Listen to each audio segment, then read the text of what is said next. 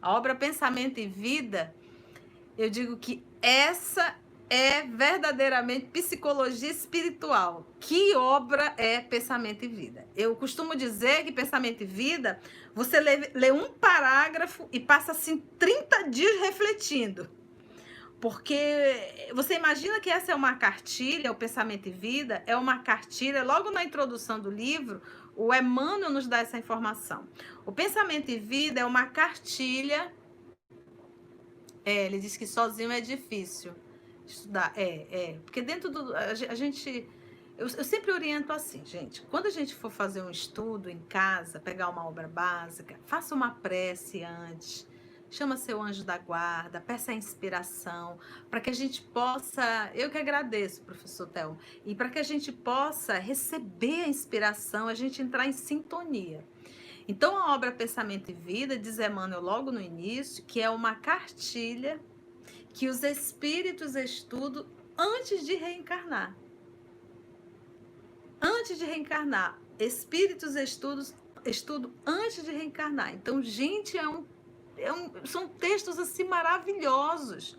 Você imagina, eu mergulho naquela obra, eu digo, meu Deus do céu, meu Deus, que bom. Gente, 8 horas em ponto.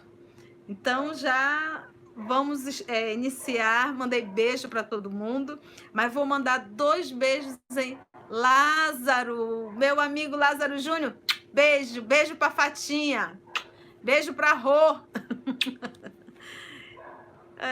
Aurineide, boa noite. Fernando, boa noite. Manda um beijo para Letícia. Eu ia mandar, Fernando.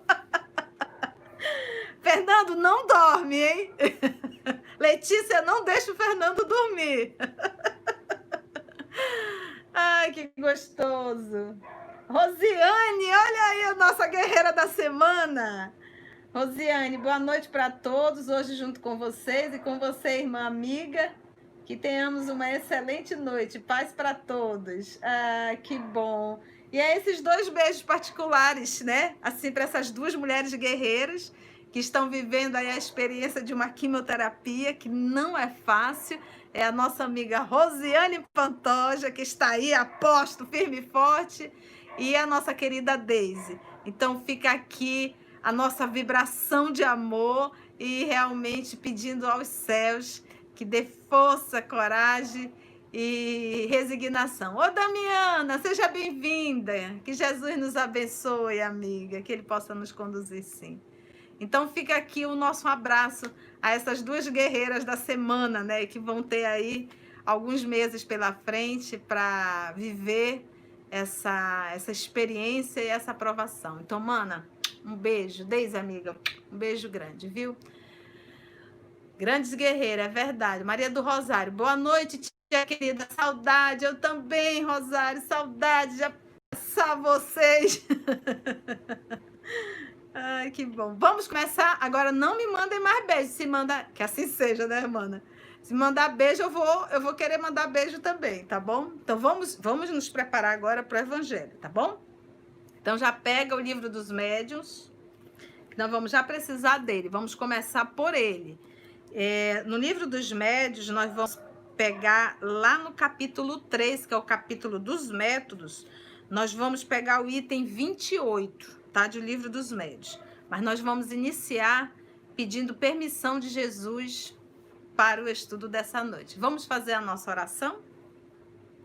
Vamos agradecer ao nosso Senhor por essa oportunidade que Ele nos dá, essa forma, né, que Ele nos dá. Eu e mamãe no aguardo, muito bom novamente. Ana Cristina, beijo, minha querida. Que bom. Vamos orar, gente? Então, pega a água. Eu já estou aqui com a minha água na minha garrafinha, tá? Pegue sua água para que os bons espíritos possam magnetizar. Quem está fazendo tratamentos ou até mesmo está com problemas realmente, dificuldades de relacionamento, sabe? Essas diferentes não tem a tua água, põe nesse momento, peça da espiritualidade amiga e ao decorrer da semana você vai tomando um pouquinho. Esse é um momento propício, eles aproveitam esse momento que a gente para, que a gente estuda, para nos auxiliar.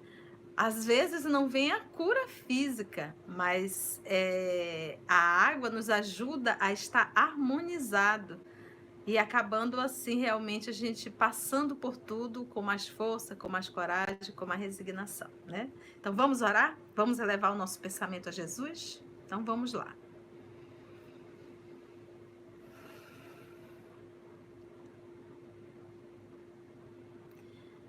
Divino amigo Jesus, amor de nossa vida, essa é a forma que o Senhor nos concede, cada um em sua casa, interligados por aparelhos eletrônicos, mas todos nós, Senhor da vida, com esse desejo de ouvir a Tua palavra, nesse momento somos um grupo, uma equipe, somos Teus irmãos, Teus alunos, Teus discípulos, que temos muita sede de beber dessa água pura, porque já carregamos uma vontade tão grande, Senhor, de nos tornarmos pessoas melhores. Estamos um tanto cansados, porque já se foram muitos séculos de erros e de revoltas. E nesse momento, Senhor, nós começamos a entender que o verdadeiro caminho, a verdadeira vida, a única verdade é o Senhor. Amor querido, que os bons espíritos aqui se façam presentes, possam nos ajudar, nos inspirar, porque é em Teu nome, Senhor, que todos nós aqui estamos. Nós te pedimos a permissão para abrir o Teu Evangelho e que nós possamos preparar a nossa alma, preparar o sentimento, para que ao ouvir as Tuas palavras, nós possamos refletir na vida que estamos vivendo. Graça te damos, amor querido, e é em Teu nome que nós aqui estamos para iniciar mais um estudo da obra O Evangelho segundo o Espiritismo.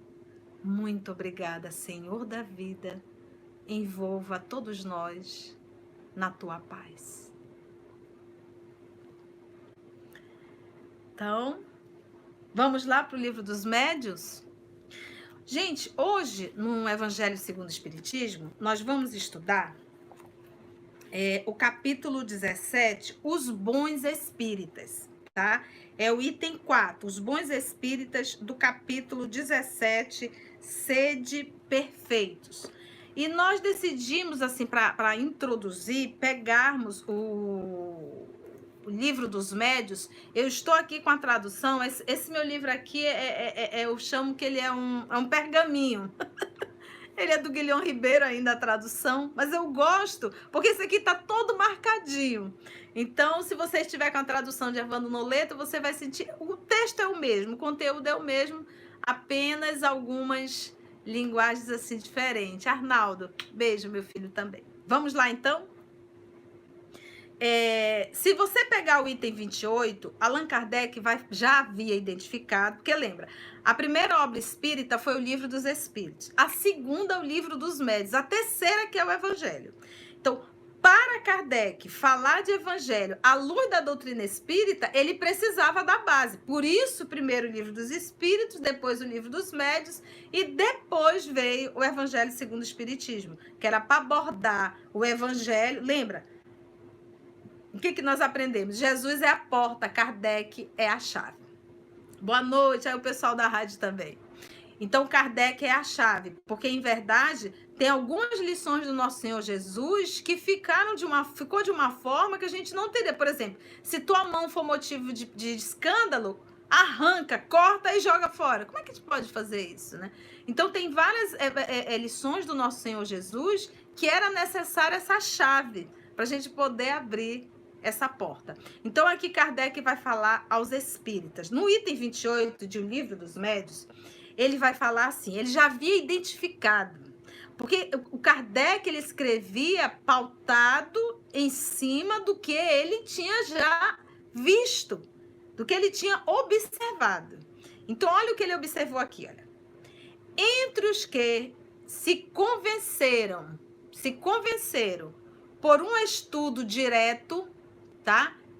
Entre os que se convenceram por um estudo direto, podem destacar-se. Então, olha só, nós estamos no Livro dos Médiuns, capítulo do método, tá? Item 28. Então, o Kardec diz assim, ó, entre os que se convenceram por um estudo direto, podem destacar-se. Então, ele vai falar aos espíritas que se convenceram, como ele coloca a palavra de convencer aqui, através do estudo. Aí ele colocou, o primeiro, os que creem pura e simplesmente nas manifestações. Para eles, o espiritismo é apenas uma ciência de observação, uma série de fatos mais ou menos curiosos, chamar-lhes-emos de espíritas experimentadores. Então, é aqueles que apenas creem pura e simplesmente nas manifestações. Na época de Kardec, tinha um grupo que realizava essas pesquisas, observava as manifestações e não queriam religião, queriam só a ciência e a filosofia. Não queriam, inclusive, nem que fizesse prece. Segundo, os que no espiritismo veem mais do que fatos, compreendem-lhe a parte filosófica, admiram a moral, daí, olha só, admiram a moral daí decorrente, mas não a praticam. Então, acha tudo lindo, acha tudo maravilhoso, mas não pratica. Vamos fazer uma autoavaliação. Gente, quando nós estivermos estudando o Evangelho, não deixa, em hipótese alguma, você fazer um mecanismo de fuga. Como é que você faz? Você está estudando o Evangelho, aí você começa a dizer assim, isso aqui serve para fulano. Isso aqui serve para cicrano. Beltrano é assim mesmo. Gente, se nós estivermos estudando o Evangelho dessa forma, nós estamos perdendo a melhor parte do estudo, que é uma autoavaliação. Eu ficar transferindo e julgando o outro psiquicamente, isso é um mecanismo de fuga para uma autoavaliação e uma reforma. Então, todo o estudo, quem está sentado aí, quem está sentado aqui, somos nós. Então, o estudo serve para eu, Maria da Conceição, e para você que está aí. Então, eu tenho que pegar esse estudo e fazer uma autoavaliação. Eu não posso estar fazendo não devo fazer esse movimento de estar constantemente o quê? Fazendo uma transferência. Isso aqui serve para fulano. Isso aqui serve para Beltrano. Então, isso aqui serve para nós. Vamos parar para pensar em que momento a gente está nesse movimento aqui. Então, ele diz assim, ó, os que no espiritismo veem mais do que fatos, eles compreendem a parte filosófica, admiram a moral daí decorrente, mas não a praticam. Insignificante ou nula é a influência que lhes exerce nos caracteres. O espiritismo não influencia em nada. Ou seja, a pessoa no dia a dia não mudou nada. Nada. Continua aqui. Insignificante ou nula é a influência que lhes exerce nos caracteres. Em nada alteram seus hábitos, continua a mesma pessoa, e não se privariam de um só gozo que fosse. Olha o Kardec, que ele já tinha identificado. O avarento continua sendo avarento. O orgulhoso se conserva cheio de si. O invejoso e o cioso sempre hostis. Olha só, que é o ciumento, né? Consideram a caridade cristã apenas uma bela máxima. Esses são quem? São os espíritas imperfeitos.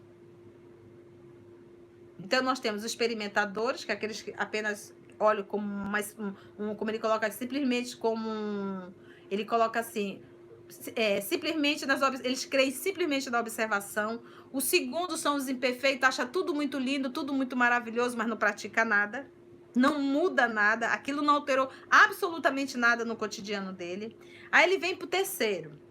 Os que não se contentam com admirar a moral espírita, que a praticam e lhe aceitam todas as consequências, convencido de que a existência terrena é uma prova passageira. Olha só. Tratam de aproveitar os seus breves instantes, porque é breve mesmo, vida terrena é rápida. Tratam de aproveitar os seus breves instantes para avançar pelo caminho do progresso, única que os pode elevar na hierarquia do mundo dos espíritos, esforçando-se para fazer o bem e coibir seus maus pendores. As relações que eles sempre oferecem segurança, porque a convicção que nutrem os preserva de pensar em praticar o mal. Olha que linda. A caridade é em tudo a regra de proceder a que obedecem. São os verdadeiros espíritas, ou melhor, os espíritas cristãos. Aí Kardec vem quarto tipo de espírita. Isso foi o que ele foi identificando na época. Há finalmente os espíritas exaltados. Quem são os espíritas exaltados? A espécie humana seria perfeita se sempre tomasse o lado bom das coisas. Em tudo, o exagero é prejudicial. Em tudo, o exagero é prejudicial. Em espiritismo, infunde confiança demasiado cega e frequentemente inútil no tocante ao mundo invisível. O Kardec aqui, ele dá-lhe uma chamada, ele chama de espírita exaltado aquela criatura que acredita em tudo que espírito diz. Ele chama de espírita exaltado. Lê uma obra que é psicografada, o fato de ser psicografada não quer dizer que seja uma obra espírita. Pode ser uma obra até mediúnica, mas não espírita. Para ser espírita, tem que estar pautado na doutrina espírita. Então, esses são os espíritas exaltados, que acreditam em tudo. E olha o que ele diz. Em tudo, o exagero é prejudicial. Em espiritismo, infunde confiança demasiadamente cego e frequente e inútil no tocante ao mundo invisível. E leva a aceitar-se com extrema facilidade e sem verificação aquilo cujo absurdo ou impossibilidade a reflexão e o exame demonstrariam. Então, gente, às vezes tem reunião mediúnica, espíritos que se dizem trabalhadores, dirigentes da casa, e começam a comandar a casa toda.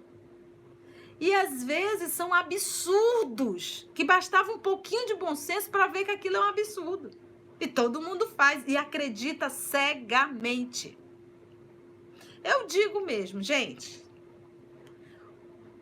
nós não precisamos de novos livros.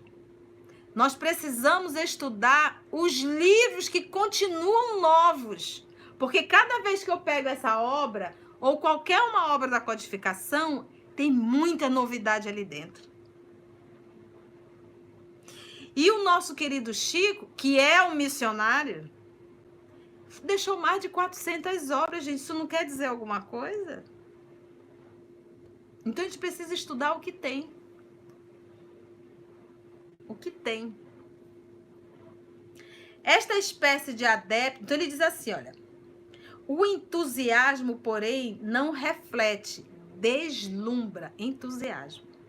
Esta espécie de adepto é mais nociva do que útil, mais nociva do que útil, a causa do espiritismo. Olha só, são os menos aptos para convencer a quem quer que seja, porque todos, com razão, desconfiam dos julgamentos deles. Graças à sua boa-fé, são iludidos assim por espíritos mistificadores, como por homens que procuram explorar-lhe a credulidade. Meio mal apenas haveria se só eles tivessem que sofrer as consequências. Mas o pior é que, sem o quererem, dão armas aos incrédulos que antes buscam ocasião de zombar do que se convencerem e que não deixam de imputar a todos o ridículo de alguns. Sem dúvida que isto não é justo nem racional, mas, como se sabe, os adversários do espiritismo só consideram de bom quilate a razão de que desfrutam, a conhecer a fundo aquilo sobre que discorre é o que menos cuidado lhes dá. O que o nosso querido Kardec está falando aqui? Que o espírito exaltado, esse que acredita em tudo, ele acaba divulgando o ridículo, o erro.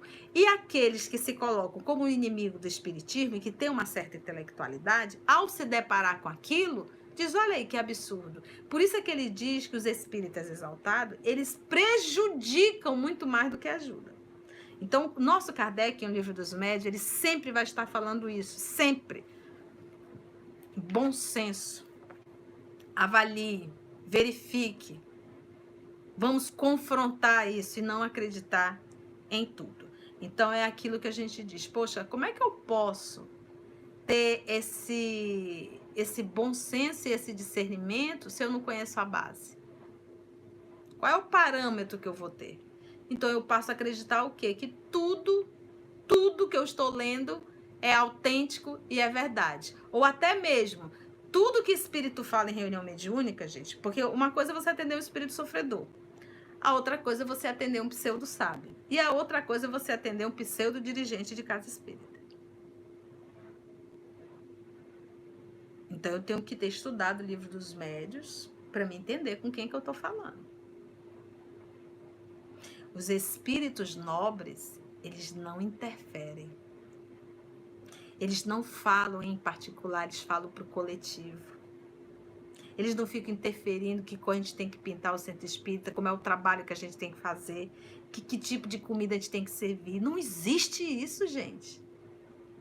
Então, a gente tem que ter muito cuidado, mas para isso a gente tem que estudar. Muitas vezes o médium tem uma ideia na cabeça e ele aproveita aquele momento para passar o recado dele. Né? Então, por isso é que os espíritos nos falam, e Kardec vai falar, que mediunidade sem estudo é um perigo muito grande. Então, já pautado nesse movimento, nós vamos mergulhar no Evangelho. Aqui você vê que no Livro dos Médiuns, Kardec já identificou os frequentadores espíritas, quem são. E agora nós vamos ver aqui dentro do Evangelho qual é a lição que o nosso querido Kardec vai trazer para os bons espíritas. Vamos lá para o Evangelho?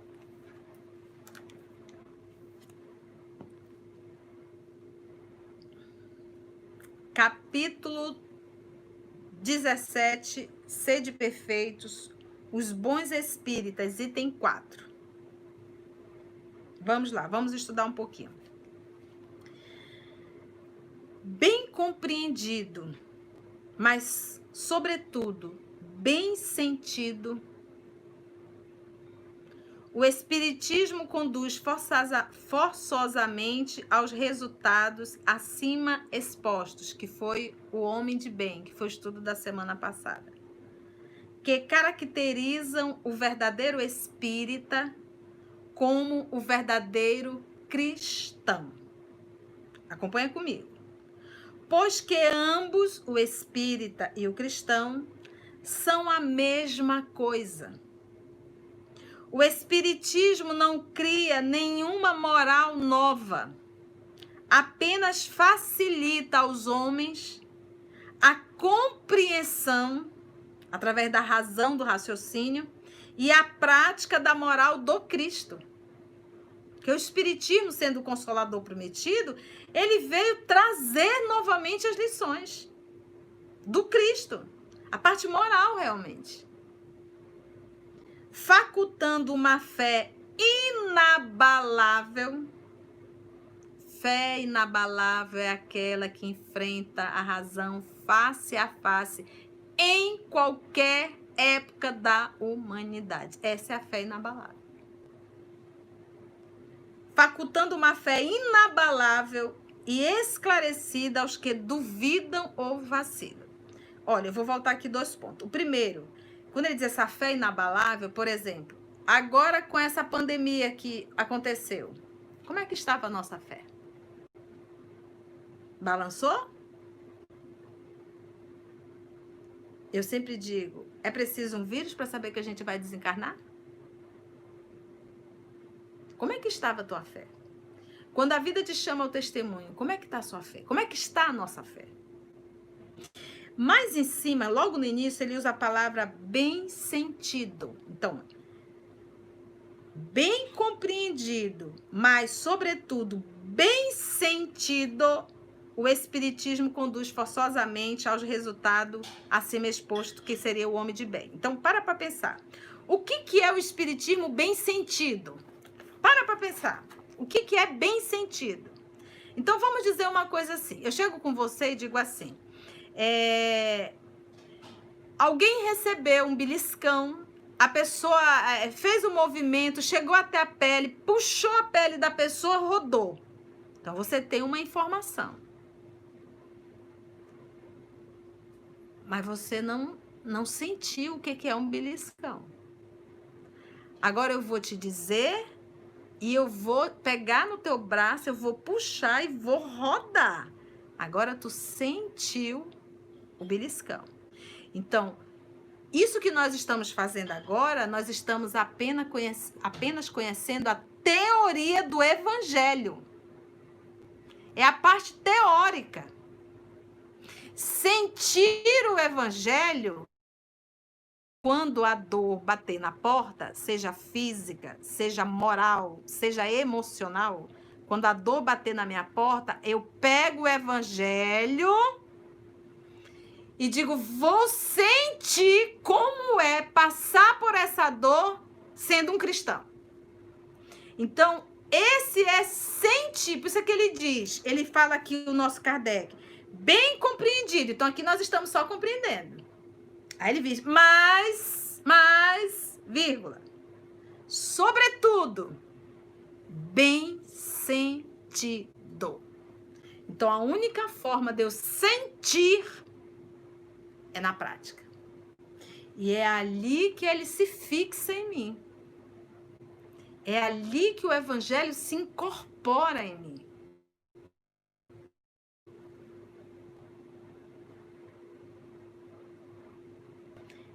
Então, eu continuo aqui.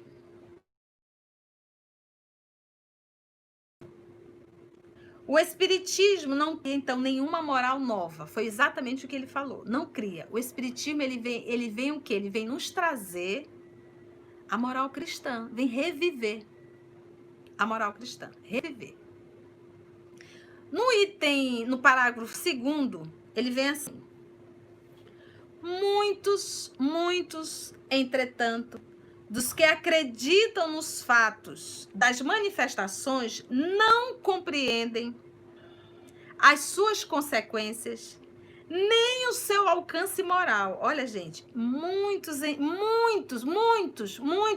aqui esse capítulo é só para os espíritas, para nós. Muitos, entretanto, dos que acreditam nos fatos das manifestações, não compreendem as suas consequências nem o seu alcance moral.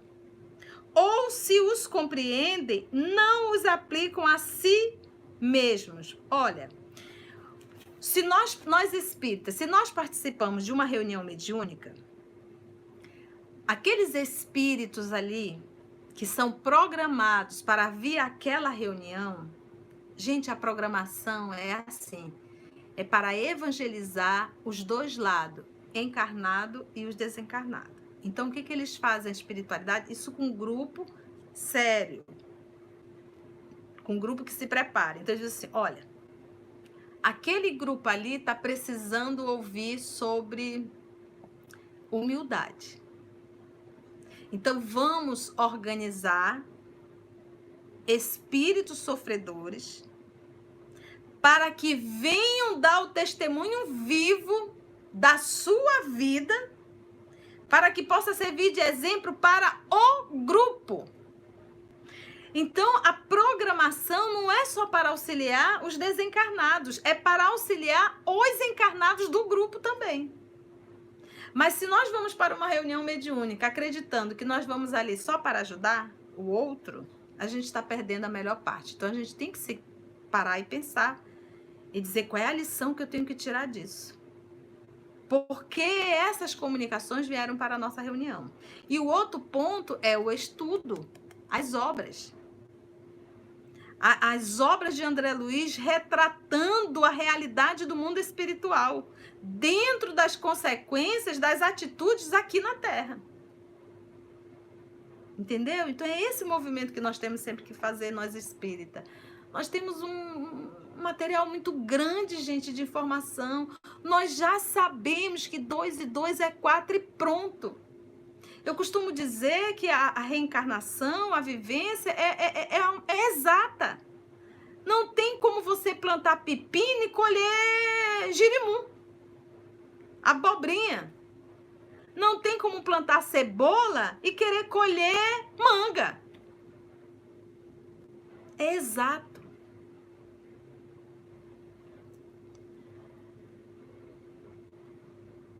Então, olha só. Seu alcance moral, muitos, entretanto, dos que acreditam nos fatos das manifestações, não compreendem as suas consequências, nem o seu alcance moral. Ou, se os compreendem, não os aplicam a si mesmos. A que se deve isso? Alguma falta de clareza da doutrina? Não. Visto que ela não contém alegoria nem figuras que possam dar lugar a falsas interpretações. Foi o que eu acabei de falar. Não tem alegoria no Espiritismo. Nós sabemos que quem planta, colhe. Nós sabemos que uma atitude equivocada vai levar a resultados equivocados. Acabou. Nós sabemos que existe um mundo espiritual vivo, atuante. Pronto, acabou. Ele diz, a que se deve isso então? Não.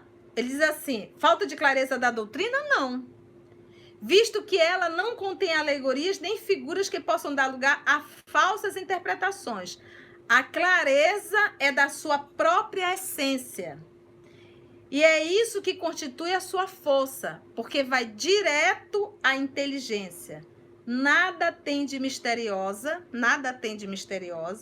e seus iniciados não se acham de posse de nenhum segredo oculto ao povo.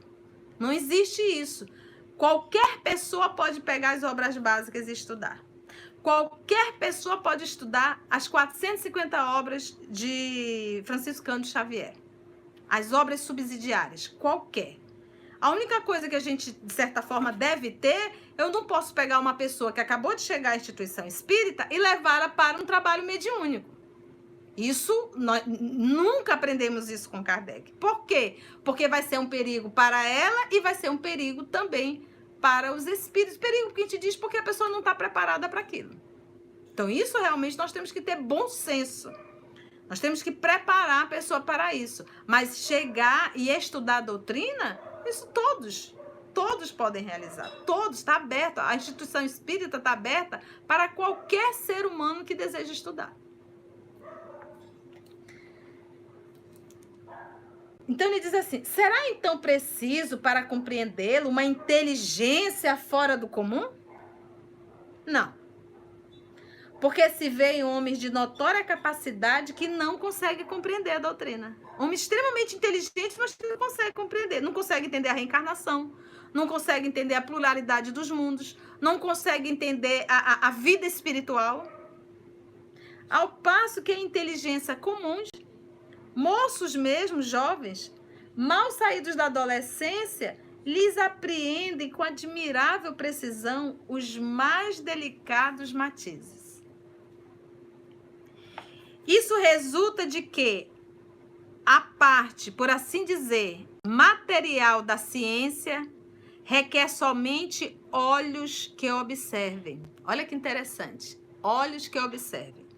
Enquanto a parte essencial exige um certo grau de sensibilidade. Olha que coisa linda isso aqui que Kardec faz, gente. Eu vou repetir, presta atenção. Isso resulta de que a parte, por assim dizer, material da ciência requer somente olhos que observem. Lembra lá dos espíritas experimentadores? Só que observe. Enquanto a parte essencial, que é a moral. Nós temos que entender que a doutrina espírita, ela tem um propósito maior, é a reforma moral do homem. Espiritismo não veio para entregar sopa. Fazer 300 reuniões mediúnicas, porque quando não tinha reunião mediúnica, vocês acham que os espíritos não eram atendidos? Tem forma de se atender. Esse é um recurso que ele nos dá. Então, mas o propósito maior da doutrina, é nos tornarmos seres humanos melhores. Esse é o propósito principal dessa doutrina. É nos evangelizar. Por isso que ele coloca aqui, ó. Requer somente olhos que observem. Enquanto a parte essencial, que é a moral, exige um certo grau de sensibilidade, a que se pode chamar de moral. Maturidade que independe da idade e do grau de instrução, porque é inerente ao desenvolvimento, em sentido especial, do espírito encarnado. Então, não exige que você tenha um determinado grau acadêmico, não exige que você tenha uma determinada idade. É necessário, como ele coloca aqui, maturidade do senso moral.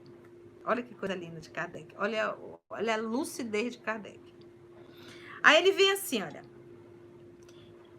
Em algumas pessoas, os laços da matéria são ainda bastante tenazes para permitir que o espírito se desprenda das coisas da terra. Então, olha aqui, Kardec. Tem algumas pessoas, gente, que são tão agarradas às coisas materiais, às coisas físicas, às sensações, que ele diz assim, olha, que o espírito se desprende das coisas materiais. Ele diz assim, em algumas pessoas, os laços da matéria são ainda bastante tenazes para permitirem que o espírito se desprenda das coisas da terra. Ele identificou isso. A pessoa não vai abrir mão, não tem jeito. O nevoeiro que o envolve tira-lhes toda a visão do infinito. Esse nevoeiro é o quê? É da sensação, é do ter, é das coisas materiais. E esse nevoeiro é algo que a pessoa tem dificuldade de enxergar aquilo que ele fala do infinito, que seria a vida espiritual. Não adianta você chegar para uma pessoa que é extremamente terra-terra, uma pessoa extremamente materialista, ela não vai entender, gente. Ela não vai dar conta. Porque ela não consegue. Ela só consegue sentir coisas, ter. Ela é fisiológica apenas.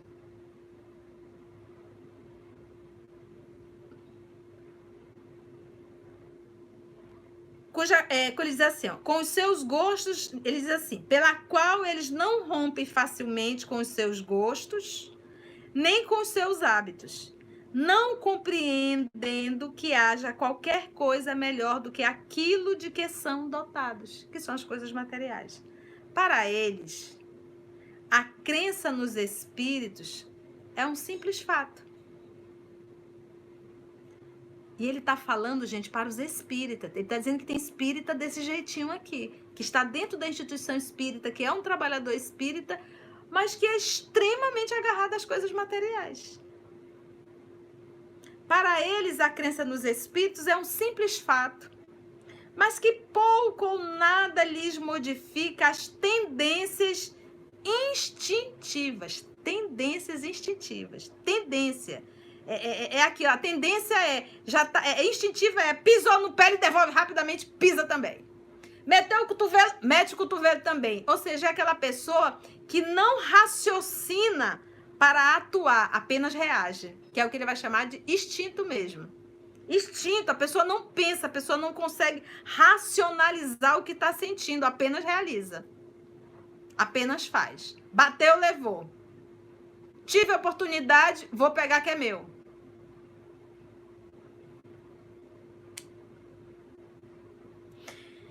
Numa palavra, olha só. Numa palavra, não percebem mais que um raio de luz insuficiente para guiá-los e lhes facultar uma vigorosa aspiração, capaz de vencer as suas inclinações. É espírito, está dentro, mas de toda essa luz da doutrina, ele vê apenas um raiozinho, e que isso, como ele diz assim, ó, insuficiente esse raiozinho, que ele consegue enxergar, para guiá-los e lhes facultar uma vigorosa aspiração, capaz de vencer as suas inclinações. Então, ele não consegue ver na doutrina, ele não consegue enxergar a luz da doutrina para que pudesse dar força, coragem para ele vencer as suas más tendências. Que o primeiro ponto, gente, para a gente vencer as nossas más inclinações é reconhecer que é uma inclinação ruim, que é uma inclinação má, que é um comportamento inadequado. É o primeiro ponto. Enquanto eu não faço esse movimento de reconhecer, não há mudança. Não há. Então, a primeira coisa é dê a mão à palmatória. Ao invés de dizer que você é cuidadoso, diga que você é ciumento. Ao invés de dizer que você é cuidadoso, diga que você é apegado aos bens terrenos. Então, a gente tem que reconhecer primeiro as nossas mazelas para poder trabalhá-las.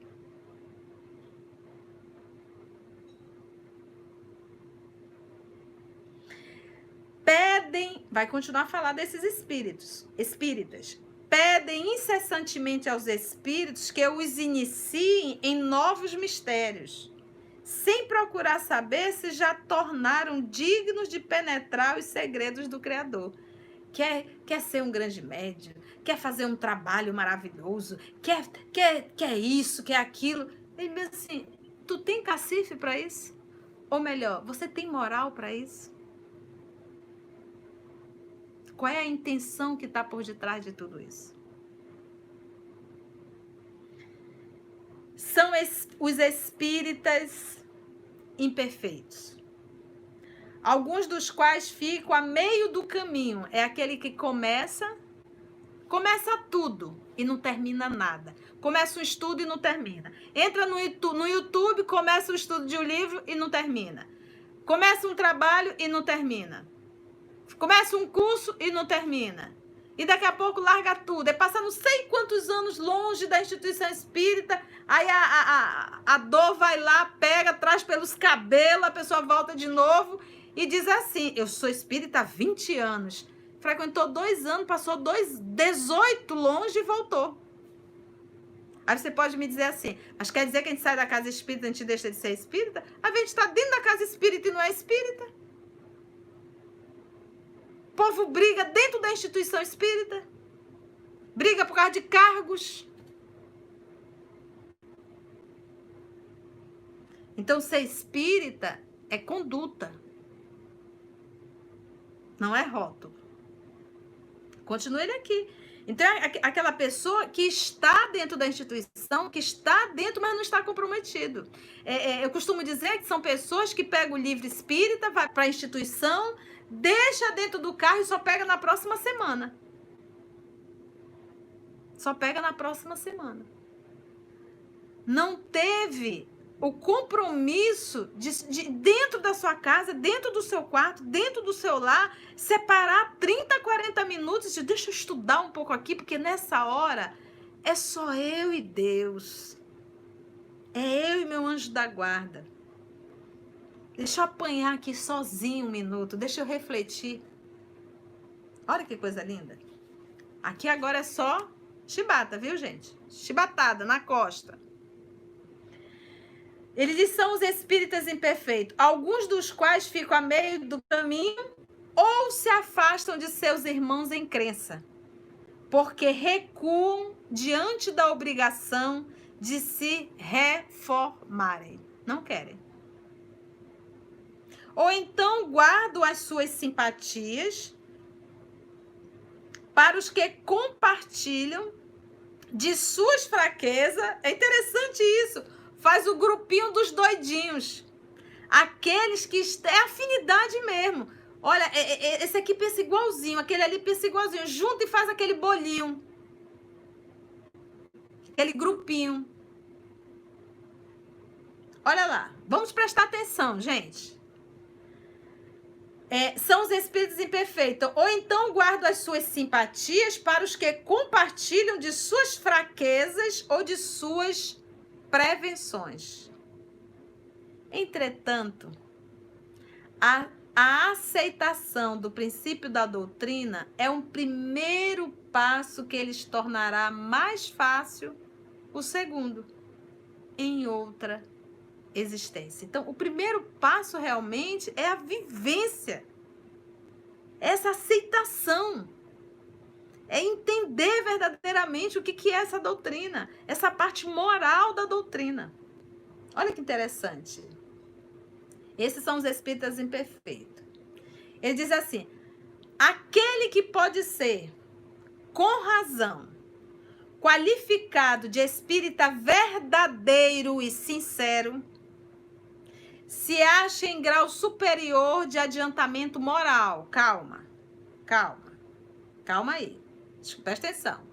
O espírito que nele domina a matéria, falando eu espírito, que nele domina a matéria de modo mais completo, dá-lhe uma percepção mais clara do futuro. Os princípios da doutrina lhe fazem vibrar as fibras que nos outros se conservam inertes. Vibra, as informações da doutrina vibra nele, faz ele viver.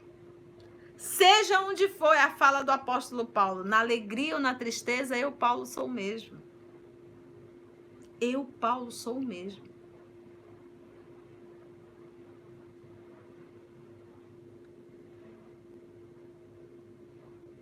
Olha só, o espírito que nele domina a matéria de modo mais completo, dá-lhe uma percepção mais clara do futuro.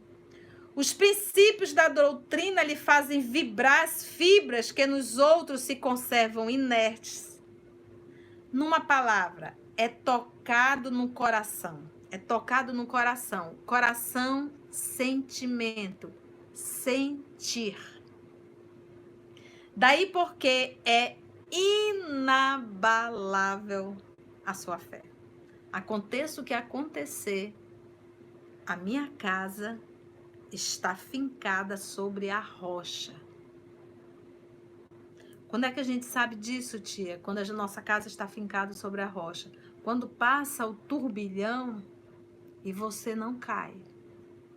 Você pode até sentir que está passando por um temporal. Mas a casa não cai. A casa não cai.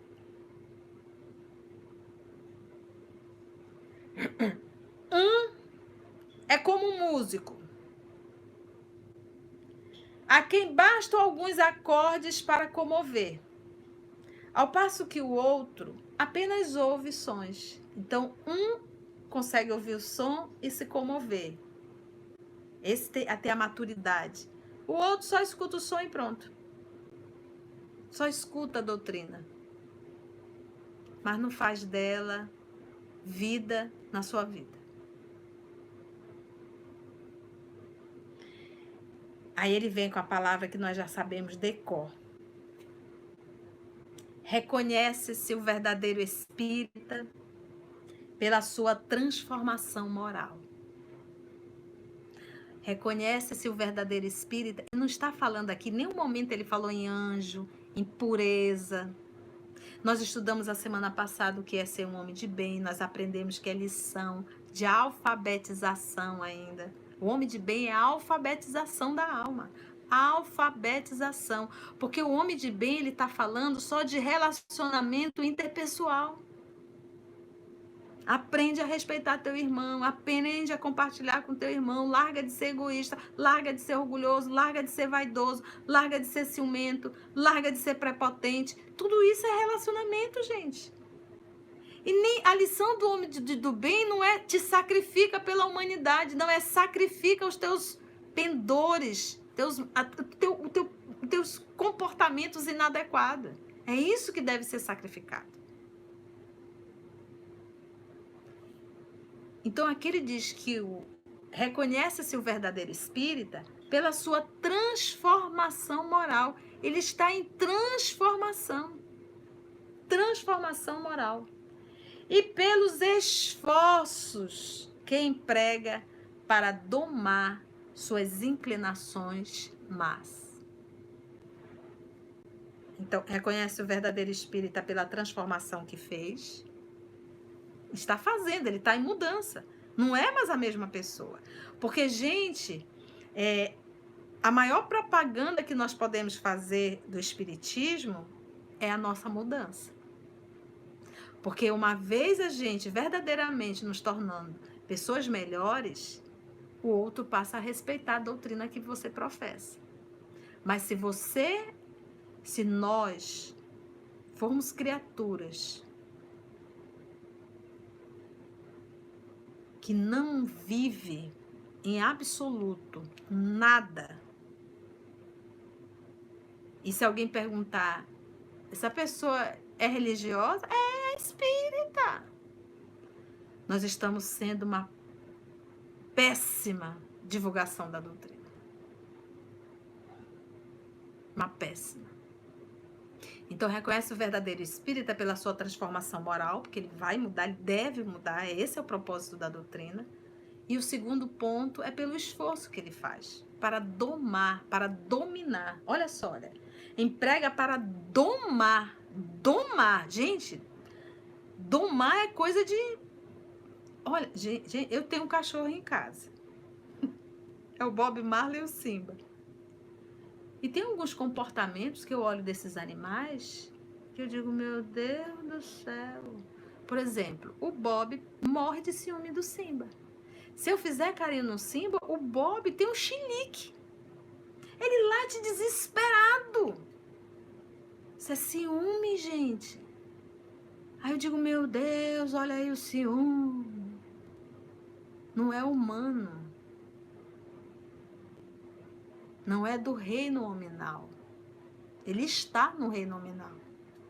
Mas a gente traz essa experiência lá do reino animal.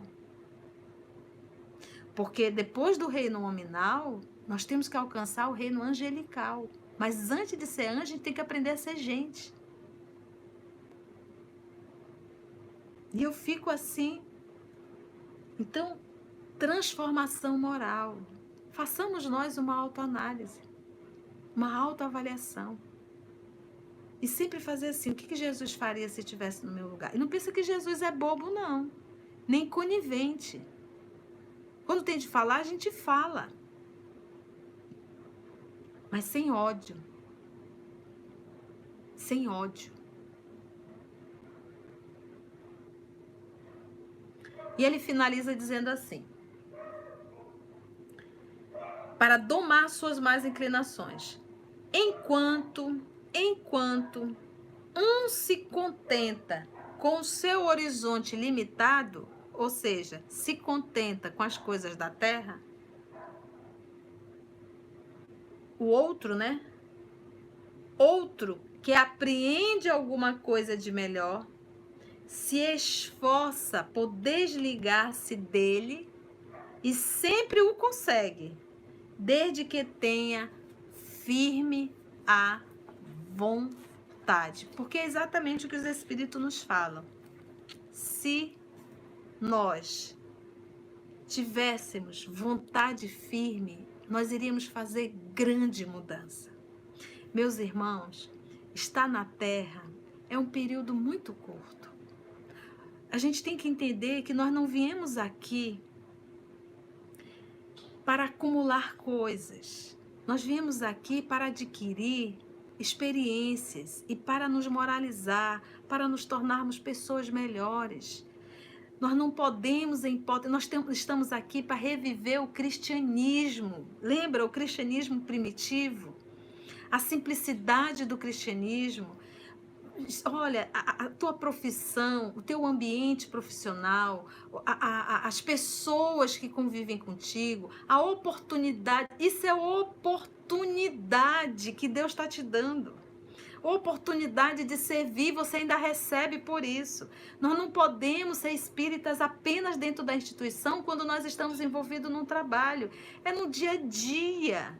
Se você é um profissional da saúde, para pensar e diz assim, se Jesus estivesse aqui, como é que ele atenderia?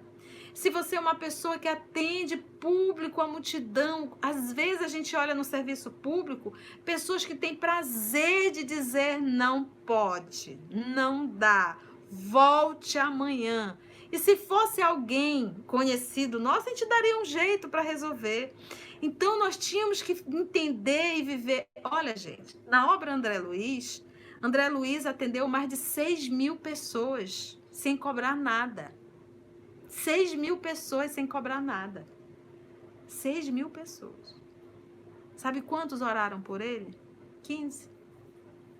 Aí você vai dizer, gente, o filme é baseado, tá? Não foi uma mulher, não é aquela história ali, é do filme. Você lê o livro, não está assim. Eram 15 ou 14 pessoas só. Agora você para pensar, poxa, 6.000, só 15? Sabe por quê? Porque ele atendia com indiferença. Agora, se ele tivesse seguido a lição de Jesus e essas 15.000 pessoas, 6.000 pessoas, se ele tivesse atendido essas 6.000 pessoas com respeito, com amor, com carinho, com dedicação, ele teria angariado 6.000 amigos e seriam 6.000 vozes orando por ele. É a fala do nosso Senhor Jesus, angariais amigo. E olha, quando a gente maltrata alguém, quando a gente faz mal a alguém, o primeiro mal quem recebe somos nós. Porque aquele sentimento que a gente nutriu no coração daquela pessoa devolve aquela vibração pra gente, por causa do ódio. Isso fica muito claro na história de Chico. Ele atendia, né, e o doutor Bezerra receitava, então ele receitou à noite, a senhorinha chegou em casa, não conseguiu entender. No dia seguinte, ela retornou e foi atrás de Chico, e Chico estava indo para o trabalho, fazenda modelo. E no caminho, essa senhorinha parou ele disse assim, pediu que ela viesse à noite, porque ele não teria tempo, que ele teria que pegar o transporte, que ele teria que chegar no trabalho. Então, ele já saiu meio avexadinho, e Emmanuel, muito atento, disse, Chico, volte e atenda a nossa irmã. E Chico disse, mas eu estou atrasada. Volte, Chico. Tem um Emmanuel assim, hein? Aí ele voltou, pegou a receita, explicou detalhadamente o que tinha acontecido, tal, como é que ela deveria tomar, beleza. Deu tchau e foi seguindo já atrasado para a empresa. E o nosso Emmanuel disse, agora olhe para trás, Chico. Quando o Chico olhou para trás, a senhorinha estava dando a mãozinha e dizia assim, tchau, Chico, vá com Deus. Quando ela dizia vá com Deus, dela, né, aquele sentimento de gratidão foi criando uma luz, e essa luz foi em direção ao Chico e adentrou no Chico. E ele sentiu um bem-estar. Aí o Emmanuel disse, tá vendo, Chico? Se você não tivesse voltado, com quem que ela estaria mandando você ir? Então a gente percebe que aí entra a música a oração de Francisco de Assis, né, que a gente canta sempre, é dando que se recebe. Então quando nós fazemos o mal, O mal, ele fica impregnado em nós. Quando nós fazemos o bem, nós estamos angariando amigos. E fora a vibração de amor dessas pessoas. Quando é que a gente vai conseguir entender isso? Quando é que nós vamos conseguir entender que a felicidade, o bem-estar está em dar e não em receber? E quão bom se todas essas pessoas que a vida me traz pelo caminho, se eu puder fazer bem essas pessoas, tratar bem. É tão simples. Gente, viver é simples, simples, simples. Se cada um fizer a sua parte, acabou. Não tem briga.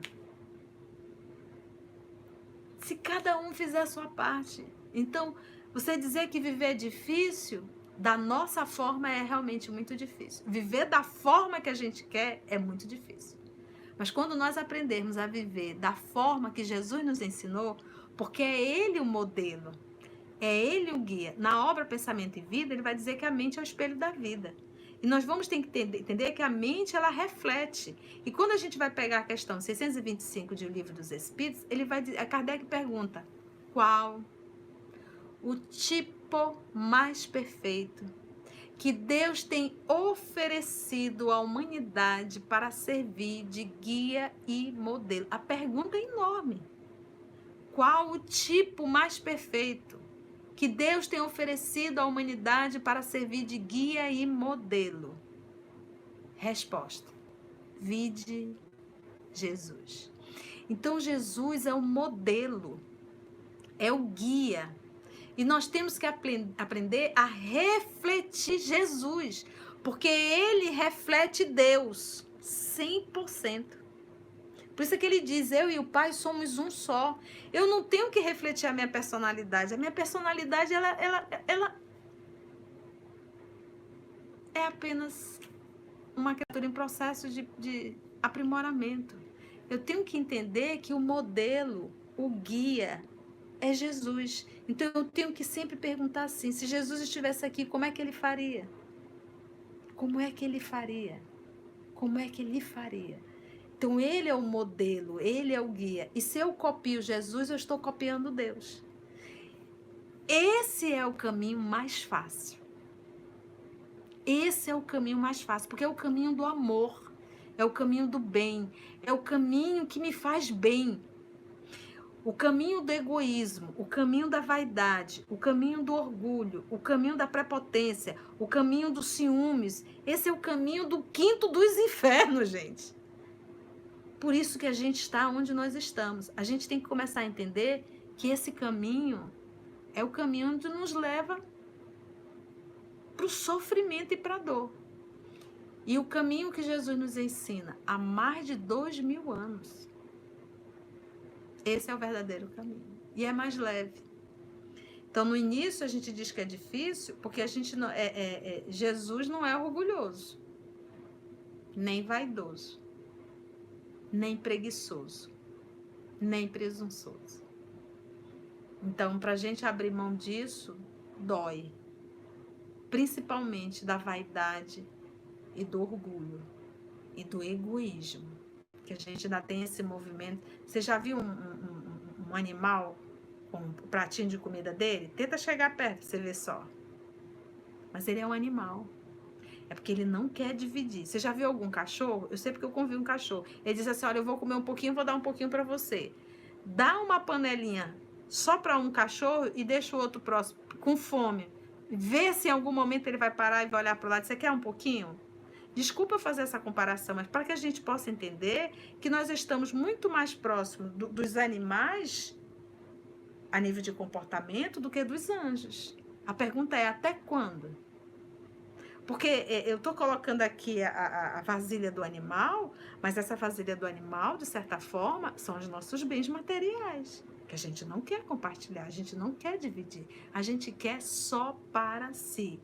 Tolos, porque vai chegar uma hora que a gente vai deixar a cumbuca, com tudo dentro, e os outros vão comer. E a gente vai ficar se debatendo no mundo espiritual. Por isso é que Jesus dizia: não vai acumular tesouro na terra, onde os homens roubam, as traças corroem. Acumulei tesouros nos céus. Então, meus irmãos, esse foi o nosso evangelho de hoje. É em forma de estudo mesmo, porque a gente tem essa característica de chamar a gente para raciocinar, para pensar. E lembra sempre, nós temos data de validade. E espiritismo não é brincadeira, não é uma doutrina para a gente apenas dizer sou espírita. E lembra que o juiz é a nossa consciência. E para um espírita, a desencarnação, se nós não fizermos esse esforço, dói pra caramba. Por quê? Porque a gente chega no mundo espiritual, balança a cabeça e diz, putz, eu sabia de tudo isso, olha. Por que eu não aproveitei mais? Por que eu não fiz mais? E outra coisa, é muito comum a gente falar, eu vou para umbral, eu vou para umbral, eu vou para... Gente, umbral é porta de entrada. Umbral é o período de perturbação. Todos nós vamos passar. Uns vão ficar alguns segundos, outros vão ficar décadas. Mas nós vamos estudar na obra de André Luiz, nós temos os vales, as cavernas. E ali a gente vê muita dor. E o nosso André Luiz ainda revela quais são as características das pessoas que estão lá dentro. E pasmem, tem bastante religiosos. Então, que nós possamos verdadeiramente refletir no Evangelho, fazer um esforço diariamente para nós mudarmos, Então, um beijo, meus amores. Vamos fazer a nossa prece de encerramento. Alguém, alguma pergunta? Arnaldo, beijo, meu amigo. Legal, uma semana maravilhosa de reflexão, que bom. Foi bom, gente? Célia Costa, beijo, minha querida. A internet nos ajudou, né? Augusta, beijo, querida. Rádio Espírita do Paraná, beijo, meus irmãos. Grande abraço, que bom. Foi bom, né, gente? Foi bom? Quirina, Augusta, Silmara, Luísa, Jaqueline Freitas, foi bom. Deu para refletir, deu para balançar aqui dentro? Ficou aquele mal-estarzinho? Manda beijo para Petrolina, Pernambuco. Silmara, Petrolina, beijos. Luciana Queilan, minha amiga. Socorro, professora. Trebone, professora. Foi Trebone? Minha professora de Esperanto. Muito bom, muito bom. Que bom. Ai, que gostoso, gente. Que delícia. Vamos agradecer a Jesus, então. Paulo Macedo, beijo. Cristina, nossa, e como? Que bom, que bom. Eu senti assim que ficou todo mundo tão quietinho. Ana Carla Azevedo, grande beijo. Trebônia, minha professora de Esperanto, tão linda ela. Um doce de ser humano. Nilcimara, beijo, querida. Jaqueline Santos, Petrolina, Pernambuco. Beijo, Jaque. Que bom, eu que agradeço. Clemilta, beijo, foi maravilhoso. Acho que é a Clemilta que a mãe está junto, né? Beijo para ela também. Que bom. Gisele, até quinta no Morada Cristã. É verdade, quinta-feira nós fazemos uma live pelo Morada Cristã, também às 20 horas, tá bom? É só digitar Morada Cristã. É a live. Essa semana nós vamos ter, toda quinta-feira, na verdade, estamos tendo pelo canal do Morada Cristã. Até quinta, Fernanda. Maurício, meu filho, beijo em você e nas meninas, e na Andréia. Que lindo. Vitória, beijão. Beijo na Ioki. Ioco, meu amor. Beijo pra você, Yolanda. Yolanda. Carlinha, amiga, beijo. Maria Carla Medrado, beijo. Edna, beijo. Rosa, minha linda, beijo também. Pronto. Ótimo. Maria Nobre. Maria, obrigada, querida. Um beijo pra você. Vamos orar, gente? Vamos orar, vamos juntos, né? Lígia, beijo. Augusta, é todo mundo com saudade de Jesus, Augusta. É só isso, é saudade de Jesus. Legal, vai participar da live. Lenita, beijo. Vamos orar? Vamos agradecer a Jesus, pedir força? Cristina, boa noite, minha linda. Que Deus te abençoe sempre. Ótima semana. Estudo que estou fazendo ao vivo até domingo. Que bom, que bom, que bom. Vamos nós, vamos pedir força a Jesus para que a gente possa educar esse homem velho e descobrir verdadeiramente que o melhor caminho e o único é Jesus. Vamos orar?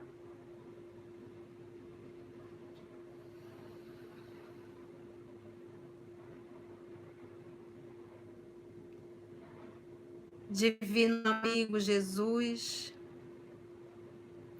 queridos amigos espirituais que estão conosco nesse momento, em cada casa, em cada lar que nesse momento parou para refletir sobre as tuas lições, Senhor. Ao ouvir o texto, percebemos as nossas fragilidades, que são tão antigas, Senhor. Mas a tolerância divina, a paciência divina nos aguarda há milênios. Te fazemos um pedido, Senhor. Nos ajuda a mudar, nos ajuda a superar essas tendências negativas que estão conosco há tantos séculos.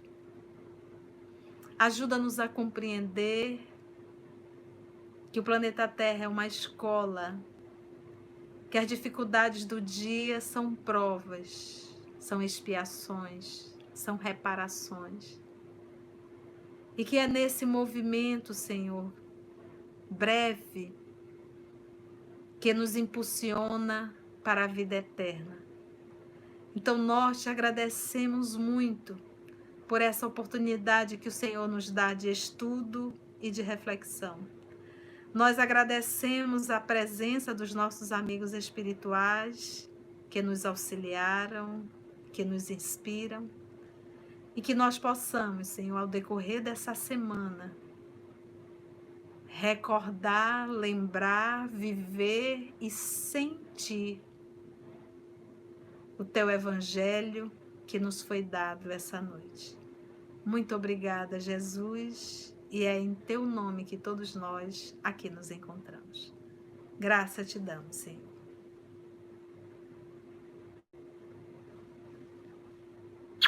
Beijo para vocês, uma ótima semana, evangelho na nossa vida e até o próximo domingo, se Deus assim nos permitir. Grande abraço. Tchau, gente. Tchau, tchau. Tchau para vocês.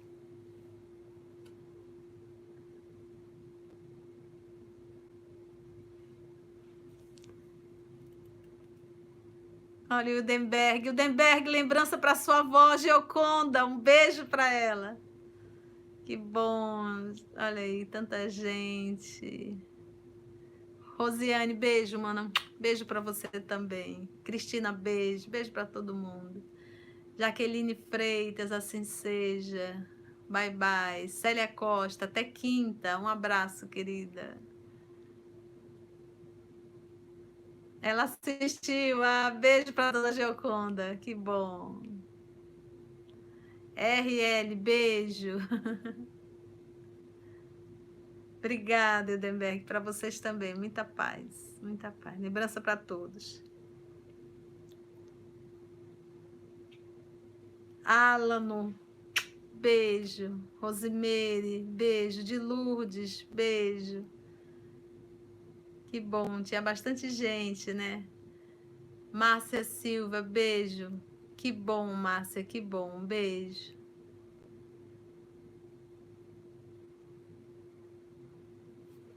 Tchau, tchau, gente. Tchau, tchau.